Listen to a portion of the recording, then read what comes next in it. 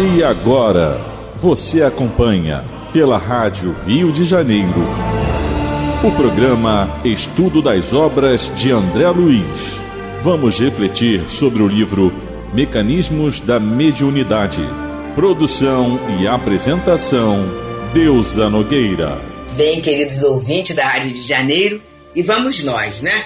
Na continuidade desse estudo da obra Mecanismo da Mediunidade de André Luiz, estamos no 4º capítulo, que fala sobre a matéria mental. Estamos trabalhando agora na matéria mental e a matéria física, não é, Alberi? Pois é, mostrando o tanto que a gente precisa se conhecer, porque essas coisas já existem em nós, né? Toda essa parte física, química, tudo isso já acontece. Então, o André Luiz está falando de uma maneira científica para a gente saber o que cientificamente acontece conosco. Para a gente saber cientificamente por que Jesus falou, brilha a vossa luz. Porque senão fica apenas uma questão assim abstrata, né? Brilha a vossa luz. Mas que luz é essa? Como é que acontece? Só que a luz mesmo, né? Porque ele está falando aqui sobre essa matéria mental. E aí ele continua falando assim. E se a excitação nasce dos diminutos núcleos atômicos, em situações extraordinárias da mente, quais sejam as emoções profundas, as dores indizíveis, as laboriosas e aturadas concentrações de força mental ou as súplicas aflitivas, o domínio dos pensamentos emitirá raios muito curtos ou de imenso poder transformador do campo espiritual, teoricamente semelhantes aos que se aproximam dos raios gamas. Então veja que no parágrafo anterior ele vem falando, né, dessa luz que ela é produzida pela reflexão ou pela oração natural. E está falando dessas emoções profundas, das dores indizíveis, essas laboriosas e aturadas concentrações de força mental, das súplicas. Então, tudo isso nós emitimos esses raios muito curtos, né?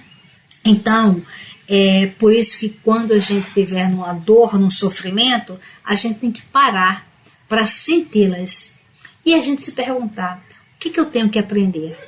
Para que elas estão acontecendo comigo? E a gente tem que ir se concentrando, refletindo, vivenciando o que está acontecendo para nós nos sentirmos, nos conhecermos nesta questão material, né? Essa matéria que eles vêm falando aqui, essa matéria mental e essa matéria física.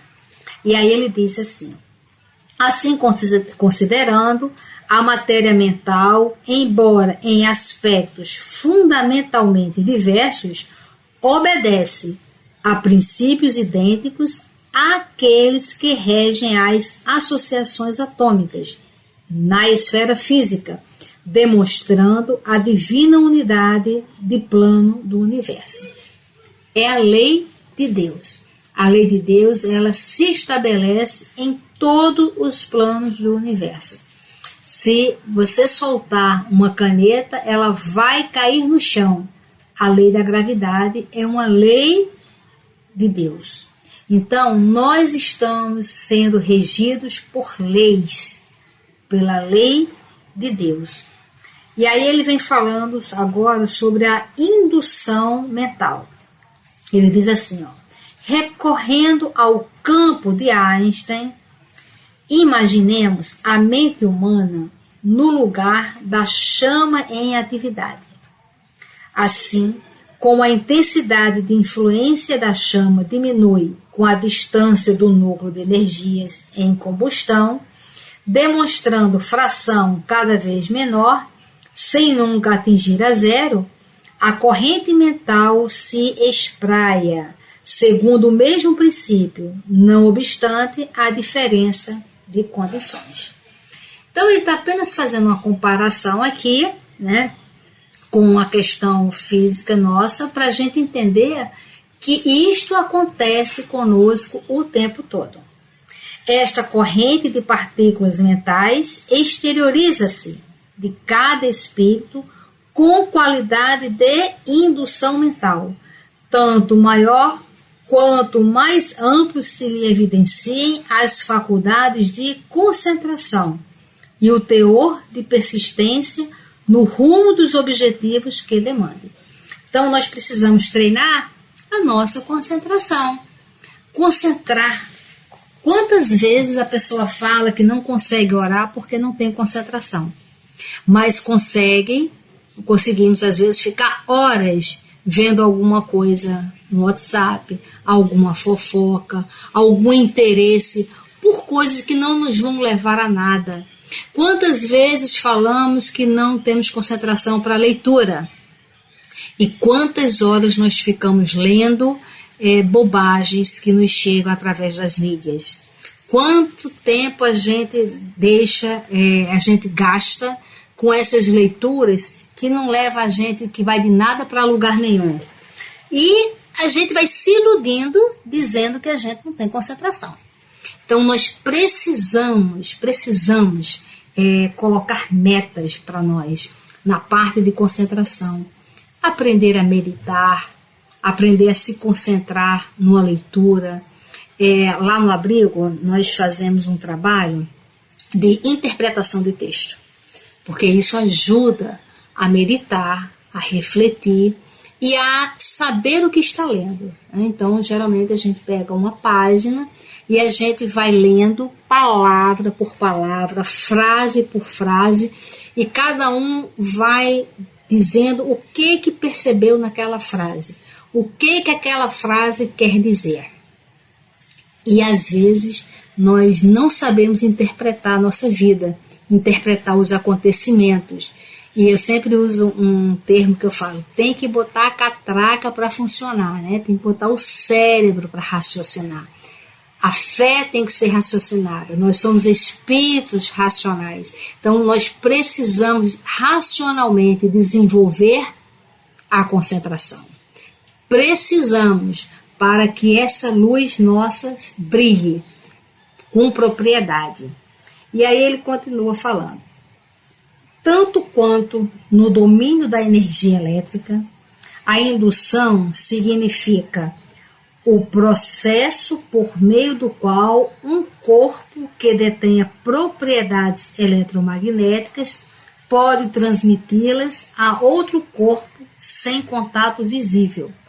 No reino dos poderes mentais, a indução exprime processo idêntico, porquanto a corrente mental é suscetível de reproduzir as suas próprias peculiaridades em outra corrente mental que se lhe sintonize. E tanto na eletricidade quanto no mentalismo, o fenômeno obedece à conjugação de ondas, enquanto perdure a sustentação do fluxo energético. Então, tudo que a gente pensa, cada onda de pensamento que sai, é como se fosse uma tomada. E ele vai plugar, ele vai entrar. Sabe a tomadazinha que tem 2 pinos e que entra no buraquinho, 2 buraquinhos para se fazer a corrente passar? Então, o nosso pensamento é uma tomada e sempre vai encontrar um receptor. Sempre. Então, quem define, quem vai estar alinhados aos nossos pensamentos somos nós mesmos, quando a gente elege o que nós estamos pensando. Então, nós precisamos pensar sobre isso. Tem um livro do André Luiz, eu não sei se é Entre a Terra e o Céu ou se é Ação e Reação. Não sei, não me lembro mais o caso. Mas o caso é o seguinte, a mulher, ela é casada, né? O marido dela tem um amante e ela sabe. E ela passa o dia inteiro pensando nessa amante, né? E ela fica ali naquelas angústias. A amante, durante o dia, ela almoçou e deitou lá para descansar um pouquinho. De que ela descansou, ela é espírito, né? O corpo ali adormecido, ela espírito saiu em desdobramento. Ela também ficava pensando na esposa lá do amante dela. E o que acontece?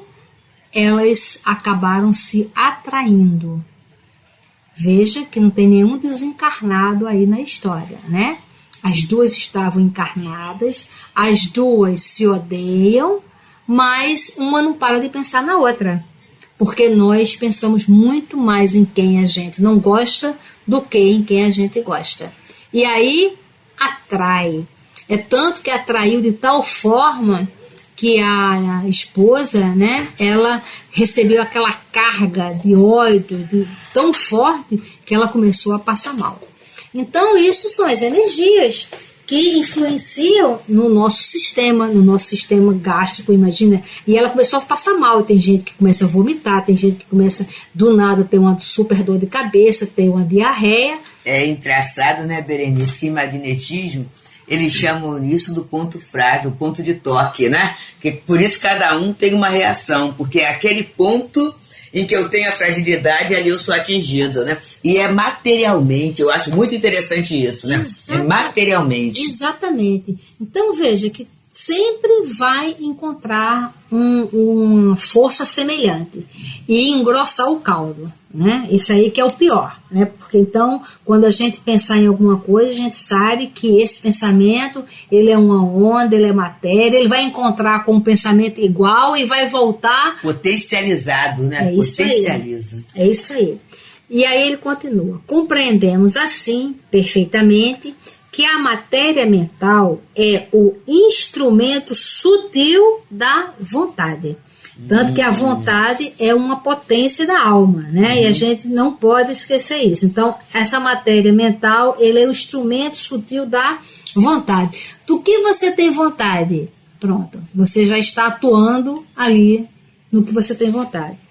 Atuando nas formações da matéria física, gerando as motivações de prazer ou desgosto, alegria ou dor, otimismo ou desespero, que não se reduzem efetivamente a abstrações, por representarem turbilhões de força em que a alma cria os seus próprios estados de mentação indutiva, atraindo para si mesma os agentes, por enquanto imponderáveis na terra, de luz ou sombra, vitória ou derrota, infortúnio ou felicidade. Você sabe, Berenice, um dia eu assisti uma palestra, e essa palestra era colocado assim, né? Que na nossa reencarnação, mais ou menos 10% tem a ver com o passado e 90% tem a ver com resolução do livre-arbítrio.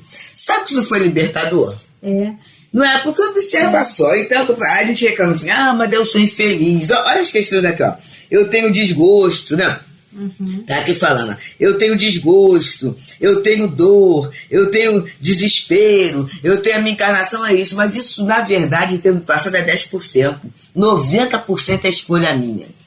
Então a nossa vida, essa questão dessa indução é muito séria, né? Porque eu começo a ter os tormentos voluntários. É isso aí. No Evangelho fala das causas atuais e das causas anteriores. E Joana de Ângeles diz que a maioria dos nossos problemas não estão ligados à vida passada e não fazem parte do planejamento reencarnatório. Você vê, eu vejo muitas vezes orientações espirituais em que os espíritos falam assim, organize-se. E aí a pessoa fala, mas o que é isso, né? Porque se a gente colocar, falando pro bem, Berenice, quanta gente não tem tempo e diz não posso. É verdade. Não é?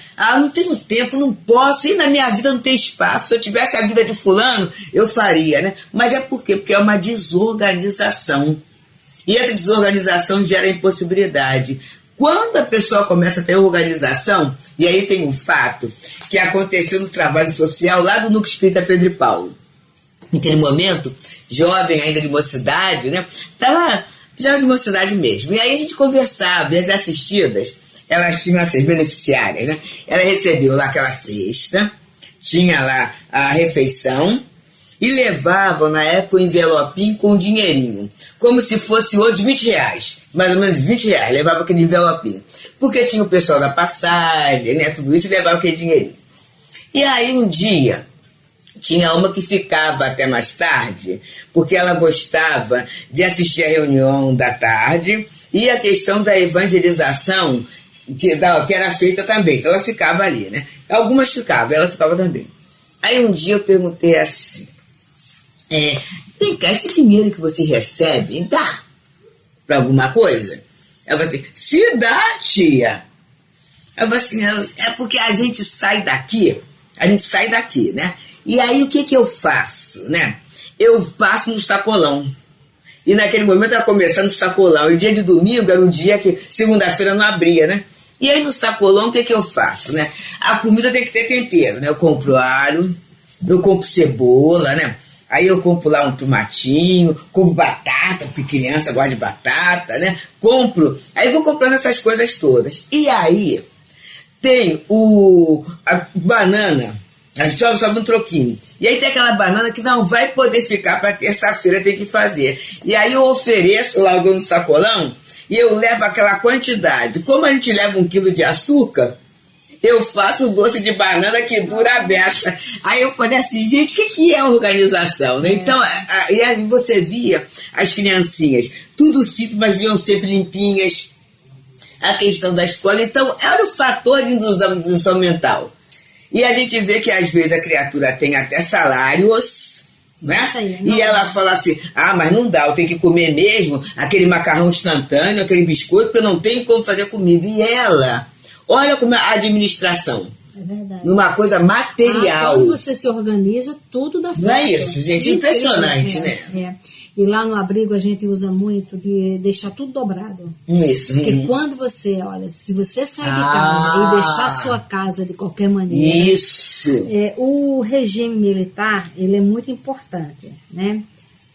Todo mundo sabe que tem lá o toque de acordar, todo mundo tem que fazer a cama isso é. Olha, e agora já tem até um livrinho, sabia? Porque assim, a gente estuda um pouquinho de organização, né?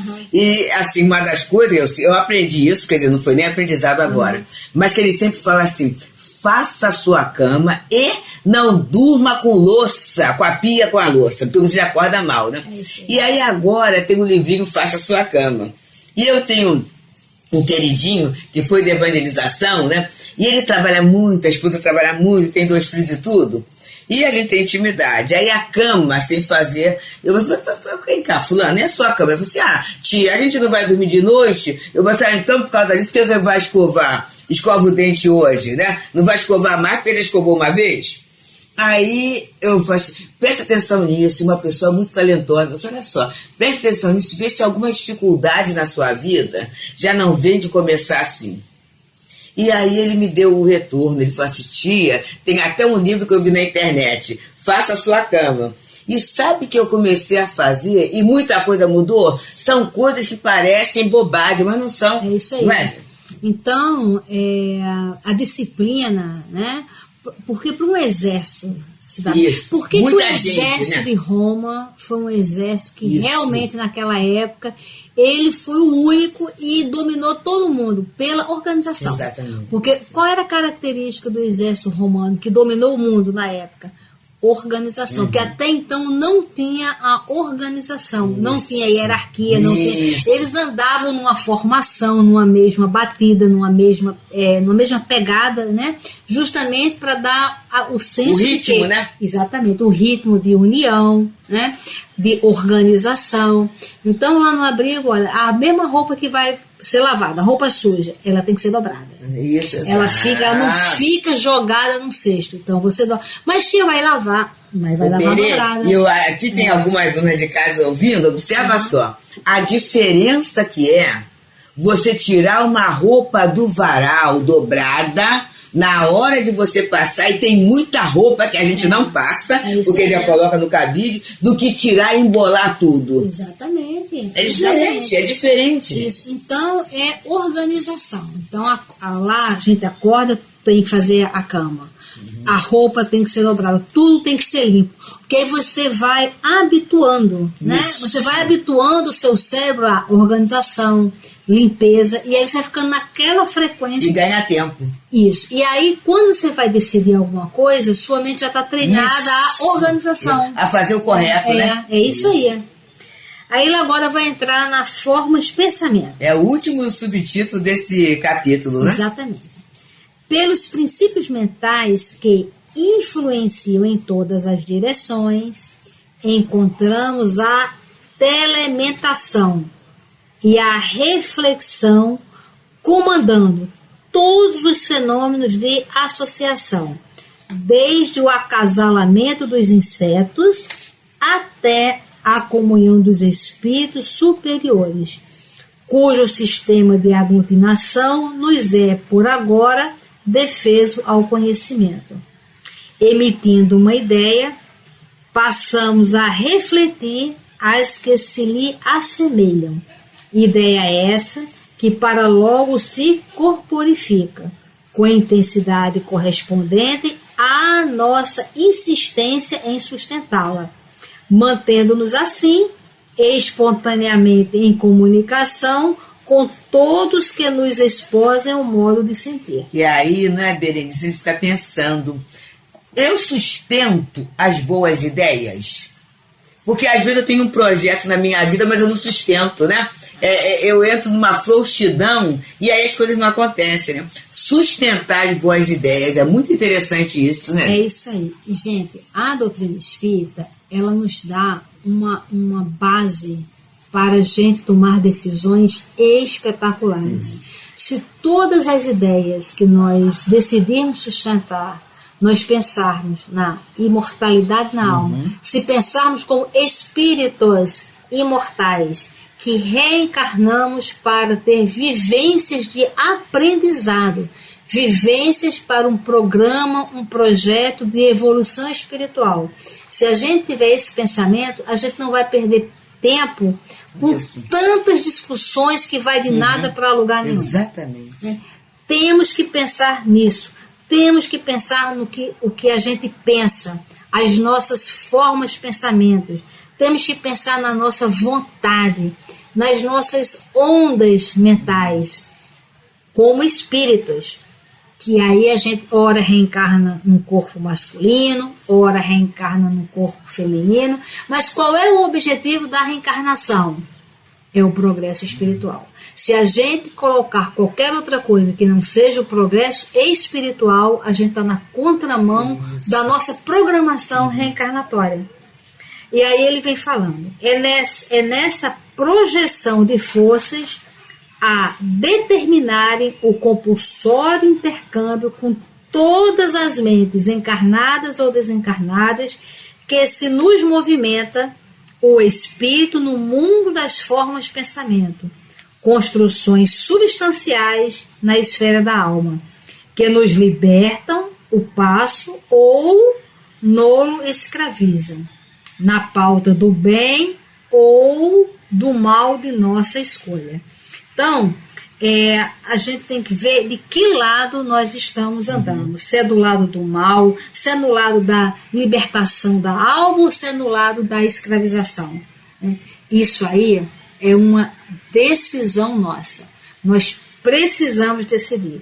E isso acontece porque a maneira do homem que constrói estradas para a sua própria expansão ou que talha algemas para si mesmo.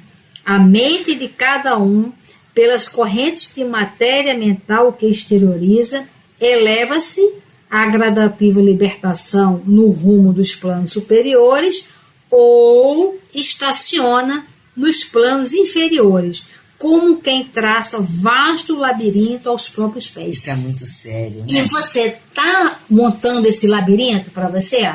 Né? A gente tem que ver, porque o mundo agora virou um mundo de ideias, né? Porque todo mundo fala o que quer, todo mundo se esconde atrás de uma tela e a gente toma partido, a gente decide isso, decide aquilo, mas você é consciente das ideias que você divulga, das ideias que você apoia? Essas ideias, elas fazem o quê? Elas te elevam ou ela te estaciona nos planos inferiores? Veja que isso aqui é libertador, né? E a gente precisa saber por onde andam as nossas ondas mentais. Muita paz, queridos. Muita paz. A Rádio Rio de Janeiro apresentou o programa Estudo das Obras de André Luiz. Produção e apresentação, Deusa Nogueira.